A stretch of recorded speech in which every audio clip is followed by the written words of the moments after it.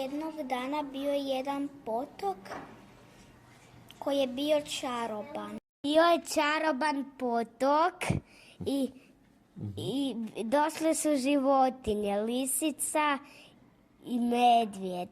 I onda su hodali po njemu i družili su se. Bio je čaroban potok i ljudi su zločesti došli bacati limenke, smeće, boce i njihove stare papuče i cipele. I onda se potok naljutio. Potok je počeo plakat, zatim tu su bacili limenke i smeća i od sladoleda i plastiku, pa je bio jako tužan i onda su se dužila voda. Potok se naljutio i onda je izazvao velike oluje i ljudi su shvatili da je to zbog njih i da se oni moraju dobro ponašati. Nakon potoka bila je jako velika vodena poplava.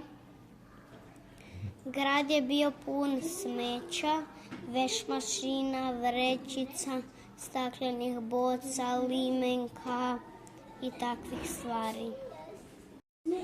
Ljudi su shvatili da je potok bio jako sretan kad je vjetar počeo prvi pospremati, onda su ljudi shvatili da je to bilo jako dobro i onda je potok bio jako sretan što nije imalo smeća i onda je i livada isto bila sretna što nije imalo u njoj smeća.